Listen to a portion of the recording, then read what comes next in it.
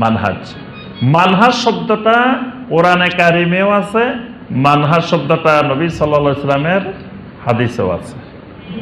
কোরআনে কারিমে সূরা আল মায়েদার 48 নম্বর আয়াত আল্লাহ সুবহানাহু ওয়া তাআলা বলেন, লিকুল্লিন জাআলনা মিনকুম শিরআতাও ওয়া মিনহাজা।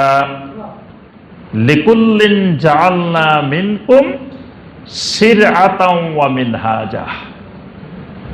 আল্লাহ সুবহানাহু ওয়া তাআলা বলেন, আমি প্রত্যেককে দিয়েছি, প্রত্যেক নবীকে, প্রত্যেক নবীর উম্মতকে আমি দান করেছি দুইটা জিনিস।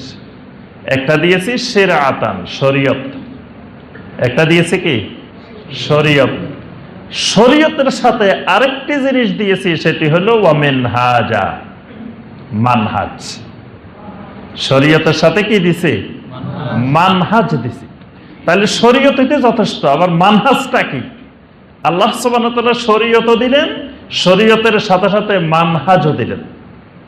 শরীয়তটা হলো একটা বড় রাস্তা, সিরাতে মুস্তাকিম, এটার নাম শরীয়ত।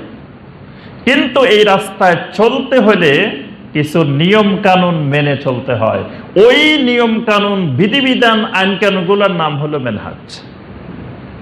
শরীয়ত মানে রাস্তা, শরীয়ত মানে, আবার তরিক মানেও রাস্তা, সাবিল মানেও রাস্তা, তারপরে জুকাত মানেও রাস্তা। রাস্তার অনেক আরবি আছে। যত রকমের রাস্তা আছে তার মধ্যে সবচেয়ে বড় রাস্তা যেটা, ওই রাস্তার নাম হলো শরীয়ত। মানে সবচেয়ে বড় শরীয়ত মানে বিশ্ব রোড, মানে সবচেয়ে বড় রাস্তা যেটা, এটার নাম শরীয়ত। এটাকে আরবিতে বলা হয় শরীয়ত। বড় রাস্তাটা, সবচেয়ে রাজপথ। শরীয়ত মানে রাজপথ, সবচেয়ে বড় রাস্তা এটা। এটার থেকে বড় রাস্তা আর নাই।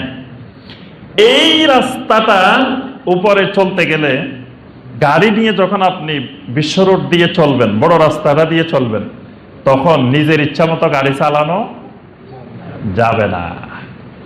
আপনার গাড়ির লাইসেন্সও আছে, পারমিশন আছে, রোড পারমিট আছে, সব কিছু ঠিক আছে, কিন্তু আপনি গাড়ি নিয়ে যখন এই রাস্তায় উঠবেন, কিছু নীতিমালা মেনে চলতে হবে। যেমন বাংলাদেশে গাড়ি চললে বাম পাশে দিয়ে চালাইতে হবে, আর আরব দেশে ডান পাশে দিয়ে চালাইতে হবে। তাহলে আপনি যদি বাংলাদেশে ডান পাশে দিয়ে চালানো শুরু করেন, সমস্যা হবে না? আবার যদি ওখানে যাই আপনি বাম পাশে চালান, হ্যাঁ আমাদের দেশে বাম পাশে চালাই, এখানে কেন আমি ডান পাশে চালাবো? যদি করেন সমস্যা তৈরি হবে। এরকম